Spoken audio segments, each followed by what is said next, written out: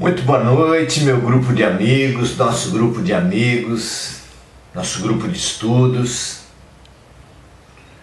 Muito bom essa disciplina, esse compromisso, esse pacto, feito não apenas entre nós, mas em nós e também com o alto. Num exercício do amar o próximo como a si mesmo e a Deus sobre todas as coisas, temos nos reunido, alguns de nós já há vários anos, num estudo, numa disciplina, numa abertura sistemática ao Espírito. É muito bom estarmos juntos, muito bom permanecermos juntos. Conta-se que é muito mais difícil manter um casamento do que casar, não é? E nós estamos mantendo. E hoje, à luz desse fabuloso O Livro dos Espíritos, de Allan Kardec, no capítulo 8 da terceira parte, Lei do Progresso. Estudando hoje, para finalizar esse capítulo, os obstáculos ao progresso da humanidade. O que obstaculiza, o que bloqueia, o que impede, o que dificulta o progresso humano. Vamos lá? Sem diagnóstico não há cura, e entendendo as nossas dificuldades, as nossas sombras, encontraremos o caminho para vencer as dificuldades, para iluminar nossas sombras. Vamos lá? Pergunta 783. O aperfeiçoamento da humanidade segue sempre uma marcha progressiva e lenta? A resposta dos Espíritos diz o seguinte: existe o progresso regular e lento, que resulta da força das circunstâncias. Entretanto, quando um povo não progride com a rapidez que deveria, Deus faz com que esse povo, de tempos em tempos, passe por um abalo físico ou moral que o transforme. Abalo físico ou moral pode ser um desses grandes fatos notados pela história. Abalo moral, espiritual, pode se expressar através de um advento de um avatar, de uma presença luminosa, de um orientador luminoso, e pode se dar com uma mescla dessas coisas, onde abalos significativos sejam acompanhados por instrutores não encarnados que ajudam, que fazem, que induzem que na remontagem, na reconstrução das sociedades, uma nova civilização surja. Vejam vocês a diferença entre a Alemanha antes da Segunda Guerra e a Alemanha depois, entre o Japão da Segunda Guerra e o Japão de depois. São praticamente países distintos. A destruição foi uma revolução. Gilberto Gil fala que a bomba sobre o Japão fez nascer o Japão da paz. Isso é muito interessante para entendermos isso que os Espíritos nos estão falando. Porque as civilizações vão crescendo pela força das circunstâncias, gradativamente, lentamente. mas se esse ritmo for lento demais, muitas vezes a vida nos traz um chacoalhão. Os orientadores, os representantes de Deus, os auxiliares de Jesus, nos trazem grandes abalos, em cuja reconstrução uma nova civilização se forma. Vamos lá? Então, existe o progresso regular e lento que resulta da força das circunstâncias. Entretanto, quando um povo não progride com a rapidez que deveria, Deus faz com que esse povo, de tempos em tempos, passe por um abalo físico ou moral que o transforme. E Kardec faz um comentário sobre isso. O homem não pode permanecer para sempre na ignorância, porque deve atingir o objetivo fixado pela providência, ou seja, o progresso completo. Ele se esclarece pela força das circunstâncias. Tanto as revoluções morais quanto as revoluções sociais se infiltram nas ideias, pouco a pouco. Desenvolvem-se ao longo dos séculos e brotam de repente, fazendo ruir os velhos conceitos do passado, de forma que só depois é que os observadores, os estudiosos, os historiadores distinguem que aquela revolução já vinha sendo preparada, algo como uma represa que, quando estoura, causa um grande estrago, mas cujo estouro foi forjado com cada gota de água que foi acumulada, que foi retida na represa. Então, ao longo do tempo, a água se acumulou. Ao longo do tempo, ela se infiltrou na represa. E quando aconteceu um ponto de saturação,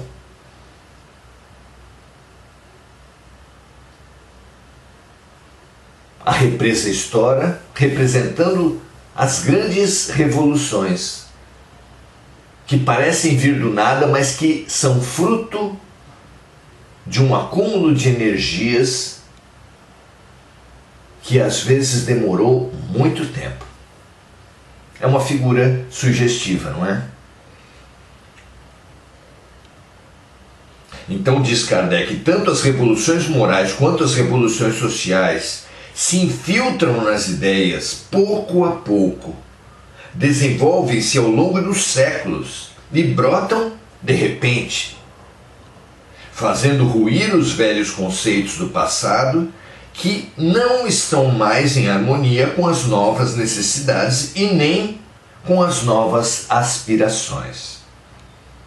O homem percebe nessas transformações apenas a desordem e a confusão momentâneas que o atingem em seus interesses materiais. Aquele que eleva seu pensamento acima do próprio interesse, e isso é possibilitado pelo passar do tempo, pelo olhar científico, admira os propósitos da providência, que do mal faz sair o bem. Essas transformações podem ser comparadas com a tempestade que limpa a atmosfera depois de tê-la agitado com violência. Muito bom. Pergunta 784. Kardec pergunta: a perversidade do homem é muito grande. Do ponto de vista moral, não parece que ele está recuando ao invés de avançar? Essa pergunta é muito comum, todos talvez nós nos façamos em algum momento, não é? E a resposta dos espíritos é a seguinte: Esse pensamento é um engano. Observem bem o conjunto e verão que o homem avança, porque compreende melhor o que é o mal e a cada dia corrige os seus abusos. É preciso que o mal chegue ao excesso para fazer com que se compreenda a necessidade do bem e das reformas. Um alcoólatra, por muito tempo, às vezes tempo demais, cultiva a ideia de que para a hora que quiser, de que bebe apenas socialmente. Muitas vezes é preciso um acidente de carro, uma quase morte, a perda de um ente querido, o afastamento de um casamento, a perda do emprego. A intensidade do chacoalhão depende de pessoa para pessoa. Algumas pessoas só com o chacoalhão da morte.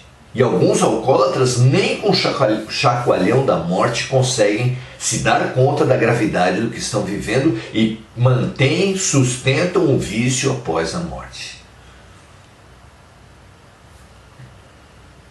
A dose do chacoalhão depende de pessoa para pessoa.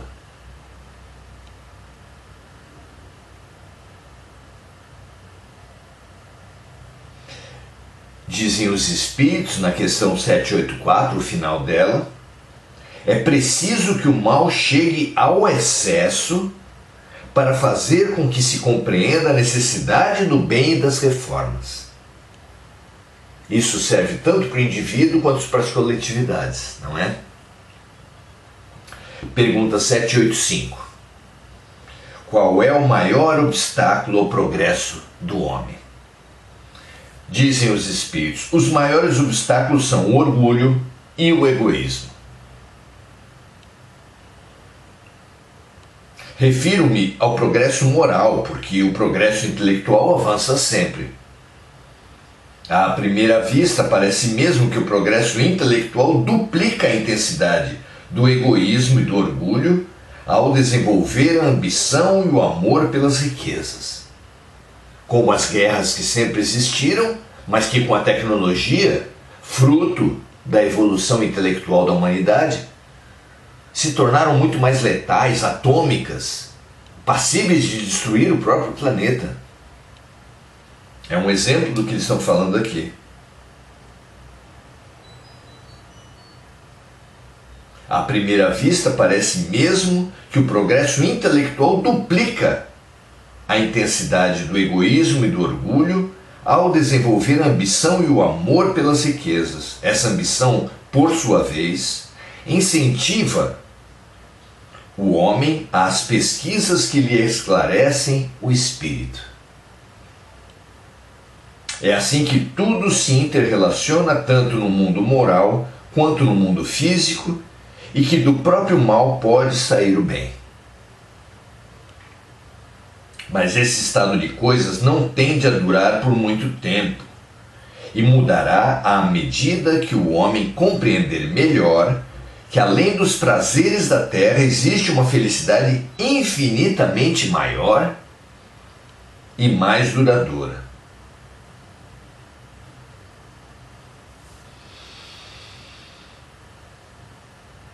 Então os maiores obstáculos estão em nós. Quem é de uma ideologia localiza na ideologia adversária. Quem é de uma religião situa na religiosidade adversária. Mas a verdade é que os obstáculos eles são próprios do ser humano. Não externos, mas internos. Em todas as religiões, em todos os partidos, em todas as ideologias, em todas as ciências, haverá, inclusive em predominância, dado o estágio evolutivo da Terra, o orgulho e o egoísmo. Essa é a grande revolução da humanidade. Comentário de Kardec. Existem duas espécies de progresso que, apesar de se apoiarem mutuamente, não caminham juntas, são o progresso intelectual e o progresso moral. Entre os povos civilizados, o progresso intelectual tem recebido, no decorrer desse século, todos os incentivos possíveis e por isso atingiu um grau que nunca havia atingido antes. Ainda falta muito, é claro que Kardec fazia referência ao século XVIII, mas desde então esse progresso intelectual vem se acirrando, especialmente a tecnologia tem revolucionado praticamente a cada semestre, não é? Continua Kardec. Ainda falta muito para que o progresso moral esteja no mesmo nível do intelectual. Entretanto, se compararmos os costumes sociais de hoje com os costumes de alguns séculos atrás, somente um cego poderia negar que o progresso moral, em grande parte, foi realizado. Por exemplo, no século XVIII, quando surgiu o Espiritismo, ele assumiu como grande bandeira o combate, o questionamento, a superação do duelo como forma de trabalhar conflitos. Uma forma primária, uma forma absurda, uma forma assassina que precisava ser superada. Hoje não temos mais. O duelo como instituição social plenamente aceita e buscada pelas classes, o assassinato social planejado não existe mais. Ele existe como violência, como sempre existiu, nas ruas, por toda parte. Então, além disso, há poucas décadas atrás, até poucas décadas atrás, um homem podia assassinar sua mulher e o amante em legítima defesa da honra. Vejam que absurdo. Assistimos novelas, filmes de poucos anos atrás e o personagem dominante, porque era um dos grandes financiadores dos filmes, era o cigarro. Tudo isso tem melhorado, tudo isso tem se aprimorado.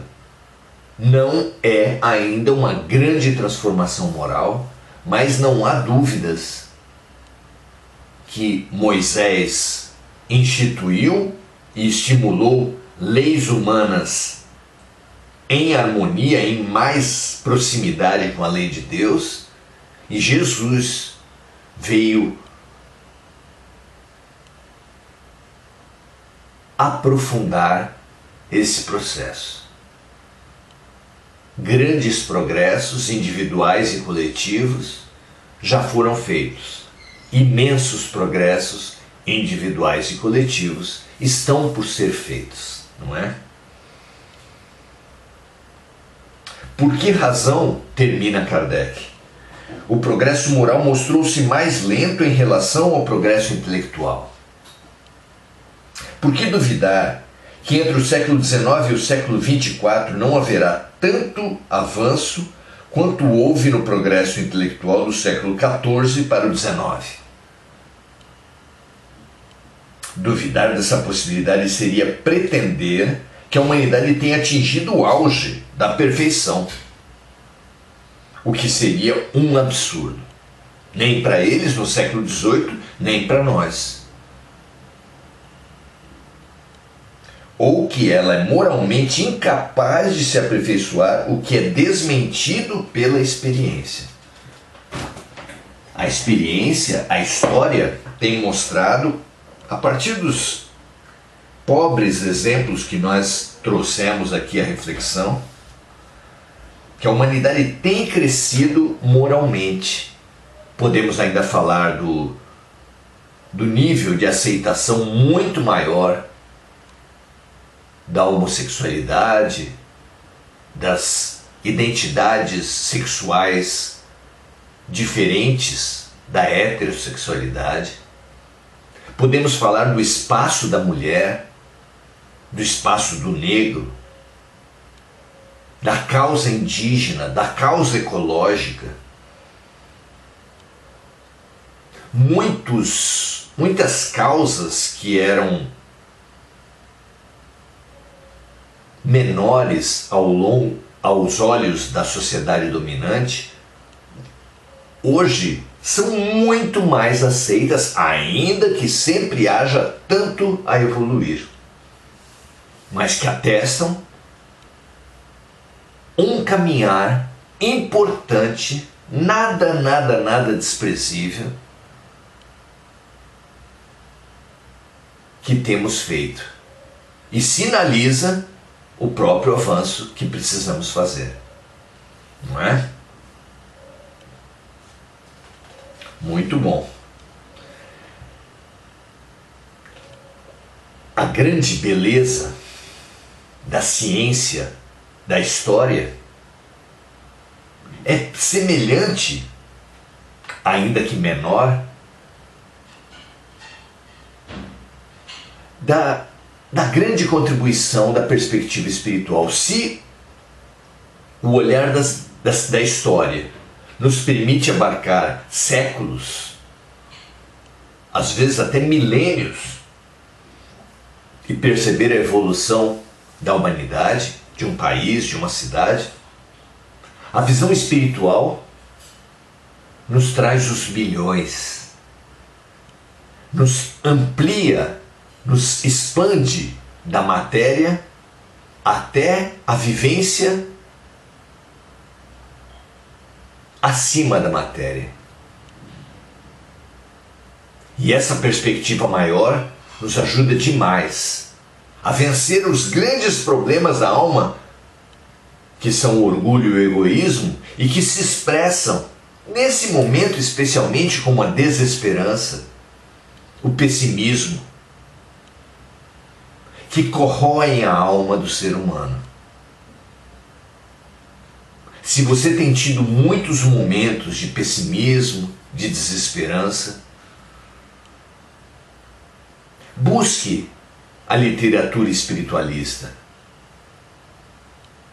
Um livro como A Caminho da Luz, para quem gosta de história, é essencial. Paulo Estevão é muito interessante. São livros que nos expandem, que nos ajudam a perceber, ainda que uma ponta, porque é o que nós temos condição de compreender, da evolução do projeto pedagógico de Deus, da proposta terapêutica do Hospital do Pai. E com essa visão, só nos resta o otimismo e a esperança. O pessimismo, a desesperança, a depressão, a tristeza são fruto de uma perspectiva estreita. Aceite isso. E aceitando isso, expanda. Busque uma compreensão de uma perspectiva maior.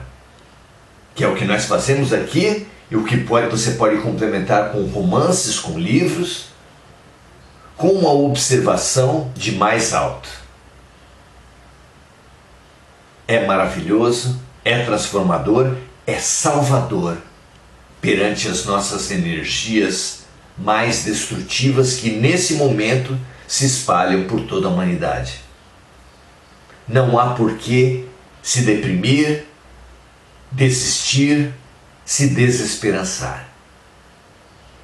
Não cai uma folha de uma árvore que não seja pela vontade de Deus, e a vontade de Deus se realiza num projeto de aprendizado e de cura profundos de cada ser individualmente e da humanidade como um todo.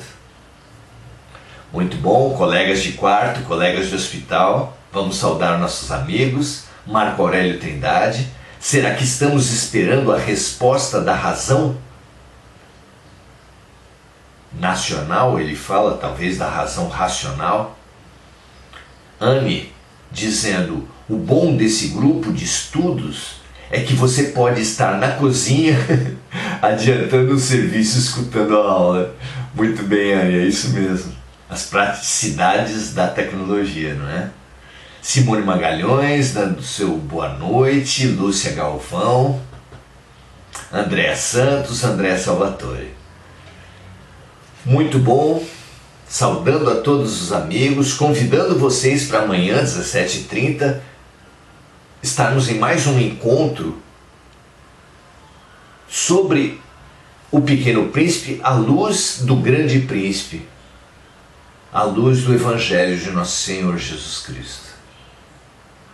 Um grande abraço a todos, ótimo final de noite para vocês e até amanhã para aqueles que preferirem assim, que nos honrarem com a presença nesse grupo de estudos também fantástico, dominical, que é centrado em O Pequeno Príncipe e no Evangelho. Grande abraço, até amanhã.